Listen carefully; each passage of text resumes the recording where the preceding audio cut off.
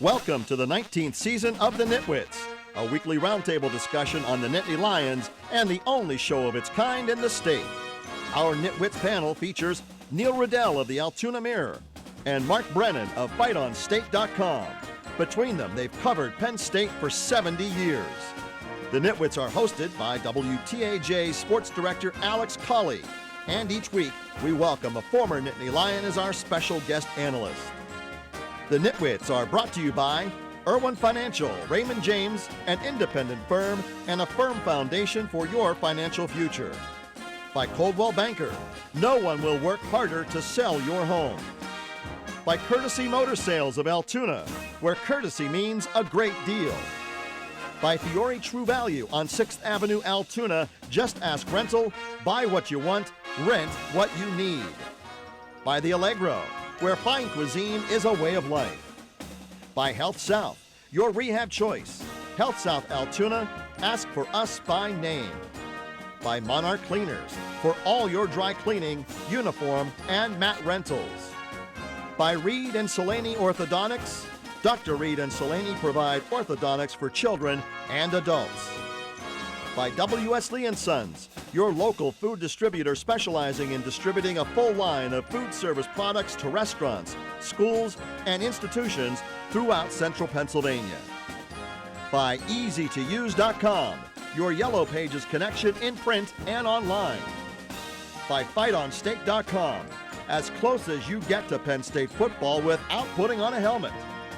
And by the Altoona Mirror, featuring Penn State Game Day every Friday and Penn State Extra every Sunday.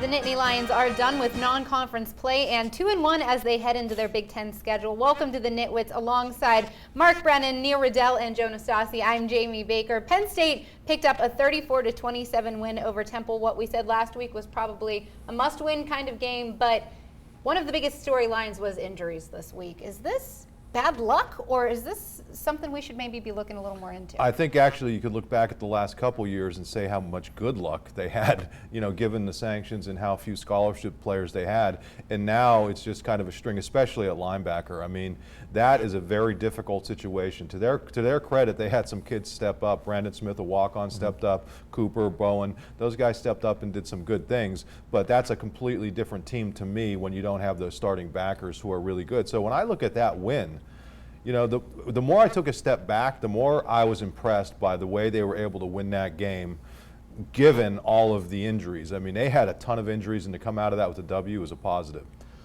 Yeah, I definitely agree. I mean, when you look at how the Pitt game went, I was worried we were going to get in the same kind of situation that second half with the injuries. I mean, 5 of the 11 are not playing now from the defense side of the ball.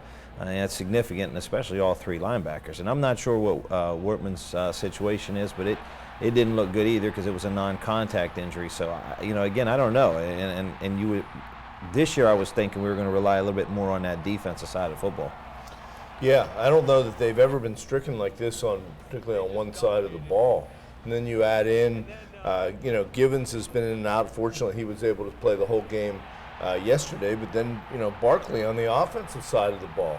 So, you mentioned last week, I know, and we really haven't gotten into it with Franklin about the lack of hitting in practice. Joe, as a coach, is that contributing? What are the players saying? Is this just sort of fluky, or, you'd say, well, geez, you can't practice too hard. Look at all the guys that are already losing, but is it a vicious cycle? Yeah, I saw, Nick Saban, I hate to say that name out loud, but Nick Saban yesterday says in his press conference, he said, hey, they don't make them like they used to. There's some truth in that. I think that, we're so concerned about injury all the time that there isn't. You really take a lot of the physical part of it, and you see it in opening games with tackling, injuries. Guys aren't in that kind of physical shape. Football's a different kind of physical. You have to practice what you do. My theory is a little bit more old school. I still think you have to block and tackle to win football games. But I will say, given especially where they are with their linebackers, I mean, now you could probably understand. I was the one saying last week that maybe they should do more hitting in the preseason, and I was probably wrong.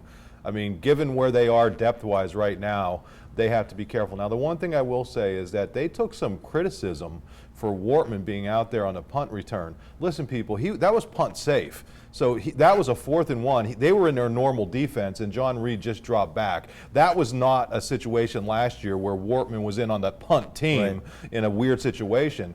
You can't protect it. It's not like you're going to take him out at that point. So he had to be on the field. With those injuries, but in special teams, there's a lot of teams that will put their starters out, and for every reason too, because they can go out there and make plays. They're the best guys, and a lot of times not a lot of times, all the time, you want to have your best 11 out there to do the job. They did a good job yesterday, but clearly moving uphill now at Michigan.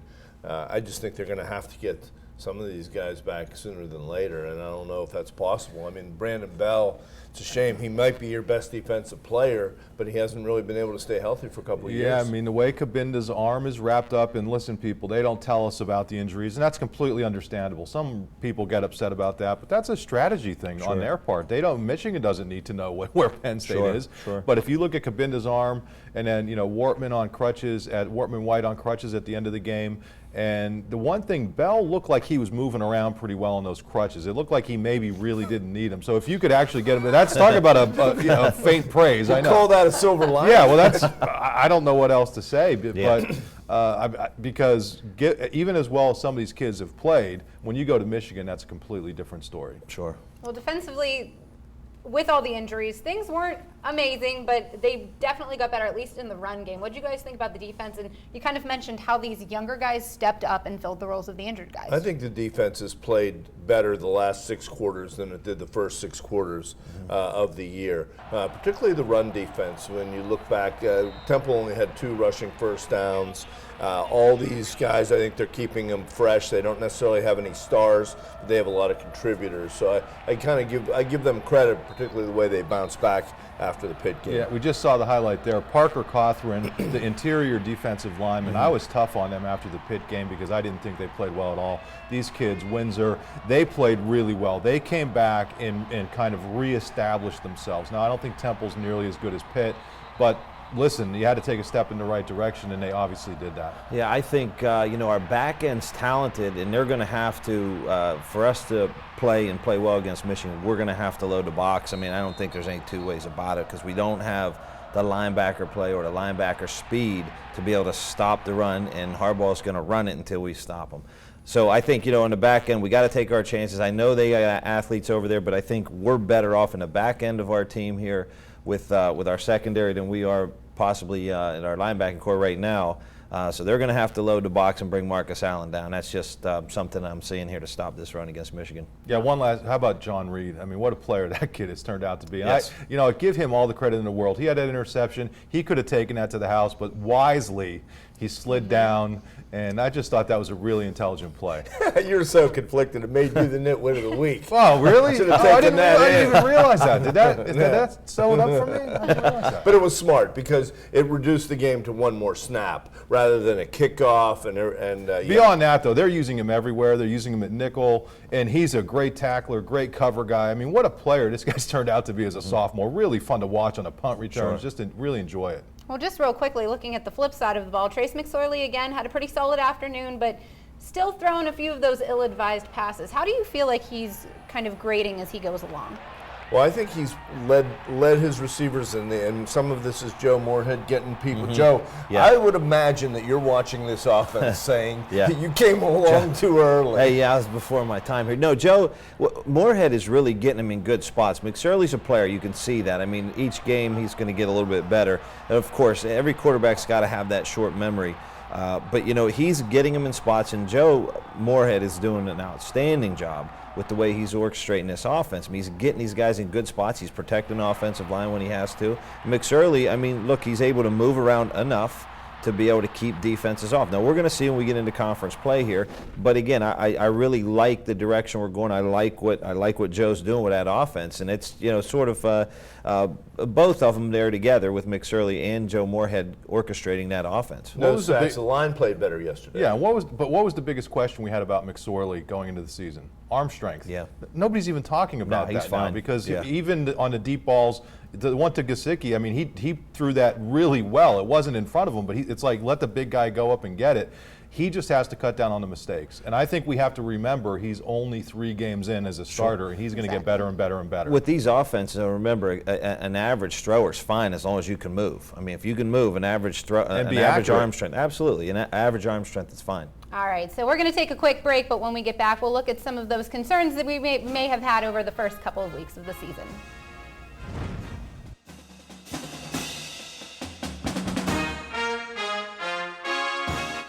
The Nitwits are brought to you by Irwin Financial, Raymond James, an independent firm and a firm foundation for your financial future. By Coldwell Banker, no one will work harder to sell your home. By Courtesy Motor Sales of Altoona, where courtesy means a great deal. By Fiore True Value on 6th Avenue, Altoona, just ask rental, buy what you want, rent what you need.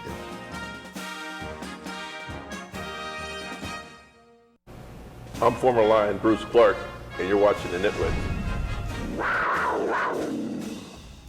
Welcome back. One big concern that's come up through the first 3 games of the season is ball handling. Some big turnovers against Pitt. Yesterday, the Nittany Lions fumbled 5 times, although they only lost it twice.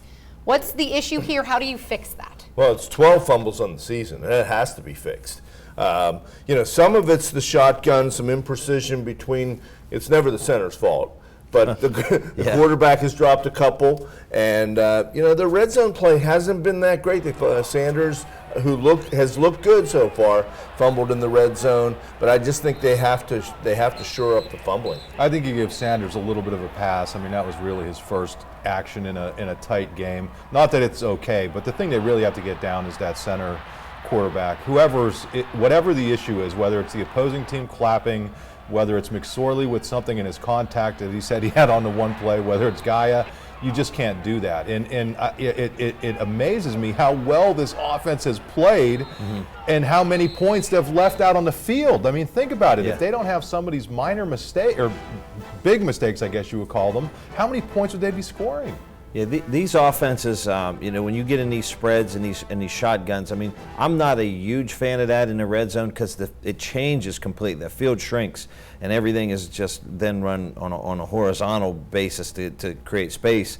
And, to me, when you get down there, it'd be nice to have a couple more things in the arsenal to be able to get it downhill a little quicker. But the spread guys are going to tell you differently, and I understand all that as well. But there's a lot that has to go right in those exchanges consistently with the read. I mean, it just has to. Starts with, like you said, the quarterback-center exchange, and then from that point, I mean, there's a lot that has to go right in the ball handling. Temple made McSorley run a few more times than I think Penn State really wanted him to because it really wasn't there. But one question I have is Franklin has talked about imposing their will on people, and when you're always in the shotgun, Joe, these linemen are rocking back, and hey, they put Andre Robinson in there. He hit the hole a couple times hard.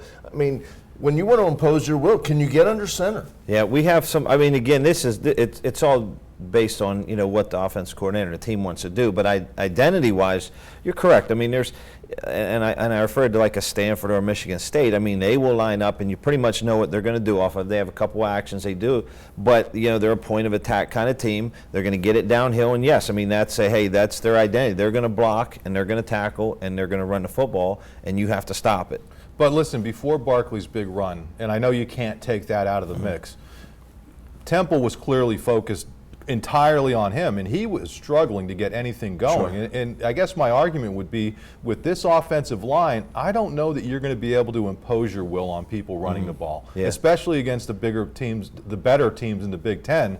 And I think maybe that, to me, I'm guessing that's why they're working a little bit more the smoke and mirrors type thing. Neil, you hit on it. Temple, they did not give up a single sack. Now, I know that's different than running the ball, but that's a gigantic difference from last year, and I think it tells you what Moorhead and Lime Grove are able to do with this offensive When they line. got in the red zone, though, now they tried the reverse to Hamilton. I didn't like that. Didn't work, but they really weren't throwing the ball in the end zone. How about some alley-oop passes in the end zone? That's the thing with some of these big Juwan receivers. Johnson. Yeah, well, even Hamilton and Godwin are big. Yeah, I mean, Irvin Charles and Johnson are huge, and Gesicki. Yeah. I mean, try that a little bit. Well, a little bit back to the offensive line. In those zone schemes and the spread, that you're right. They're always moving on a lateral direction. They never are able to plant and go.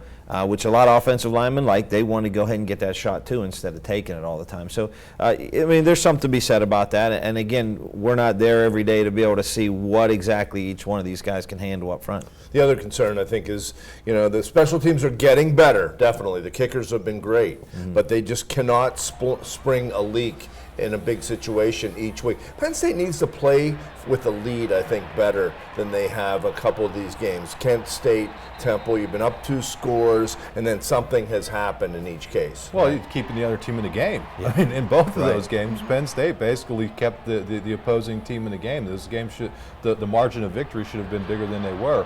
But overall, Neil, you have to admit, I mean, special teams this year compared to last 2 years, absolutely. just a gigantic improvement. Even just on the punt returns alone. No, they've been huge. And I heard about the Gillikin's Island sign in the fan section. Sounds like Blake Gillikin is really starting to endear himself. Oh, I to. mean, he's a guy there. Yeah, the skipper too.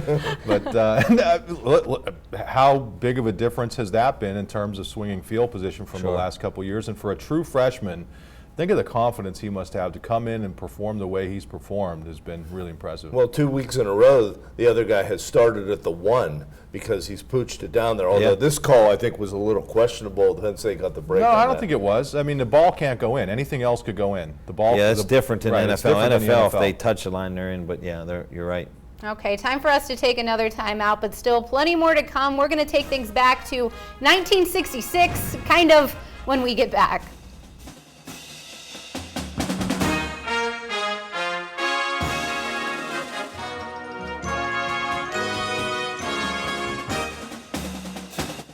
The Nitwits are brought to you by the Allegro, where fine cuisine is a way of life. By Health South, your rehab choice. Health South Altoona, ask for us by name.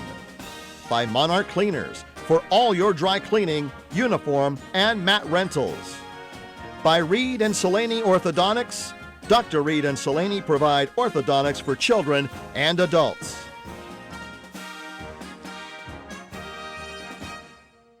We now return to the Nitwits.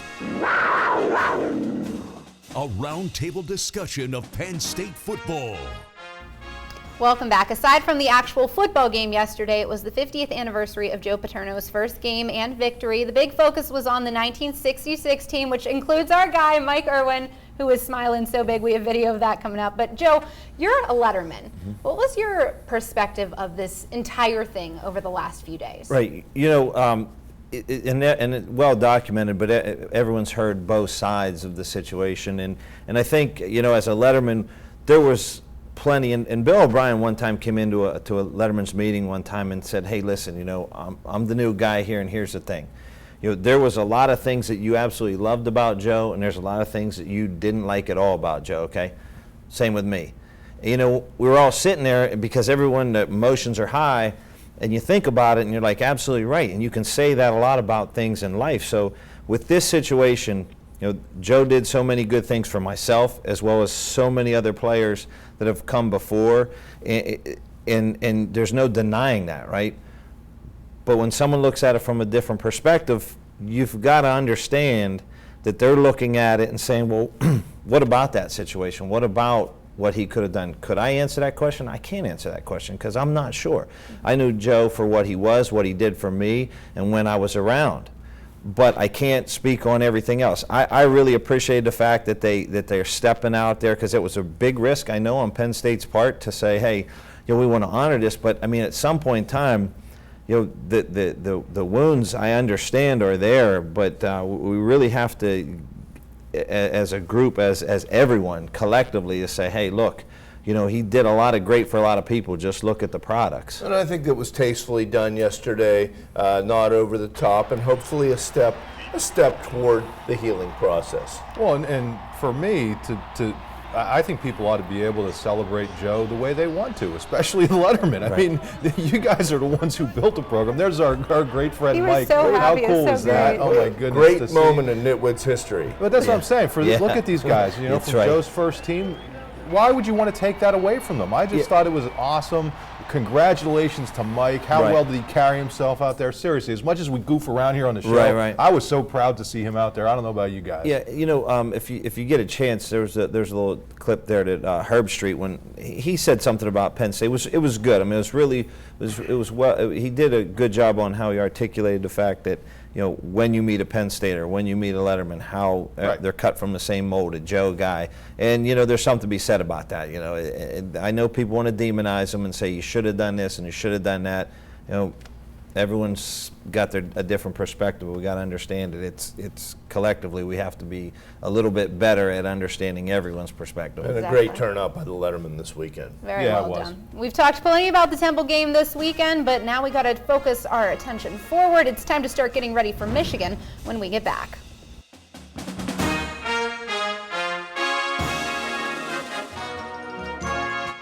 The Nitwits are brought to you by W.S. Lee & Sons, your local food distributor specializing in distributing a full line of food service products to restaurants, schools, and institutions throughout central Pennsylvania. By EasyToUse.com, your Yellow Pages connection in print and online. By FightOnState.com, as close as you get to Penn State football without putting on a helmet. And by the Altoona Mirror, featuring Penn State Game Day every Friday and Penn State Extra every Sunday.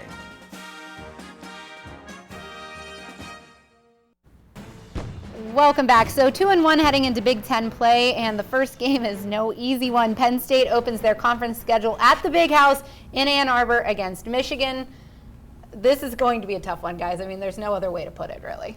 Well, I mean, the other thing that's hurting Penn State is that Michigan had its little bit of a scare, came out and played really poorly against Colorado early, and then turned it on. The thing about everybody talks Harbaugh, and rightfully so. He's done a great job, but Brady Hoke left him some great players, and now you're seeing that. I mean, they are a senior-junior-oriented team, and that's why I picked them as probably a team that I think is going to win the Big Ten, just because they're so veteran, they're well coached, and this is going to be a tough game for Penn State. I like going on the road. To be honest, I like us going on the road on this first home opener and conference game. And we're going to see what we're made of real quick here.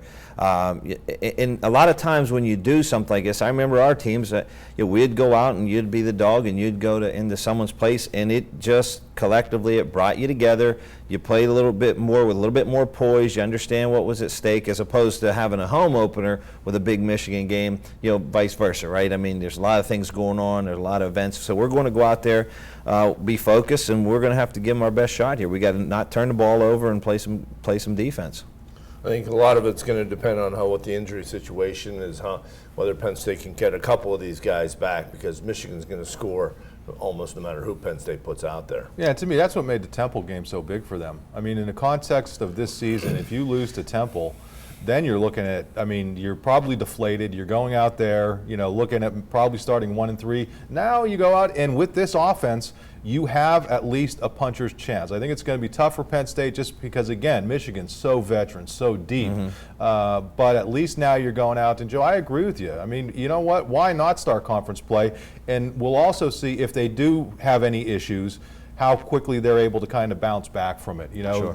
Don't get down on yourself, because this conference is a grind. It is. All right, well, we got to go to our Nitwit of the Week standings. Mark, we don't have a ton of time for you to brag on this, but you did win last week, so you get to give us the score first this week. So what do you got this week? I'll go quickly. I think Michigan, again, too veteran, 37-24. All right. I'm going to say 37-27, Michigan. Joe? I'm going 24-23 Penn State. Oh, wow. Joe. I'm Good going there. We're gonna kick 45-21 Michigan. Field goal late. I'm going with the field goal Tough. late. All right, that's all we've got for today. Thanks for stopping by. We'll see you back here same time, same place next week after the Michigan game.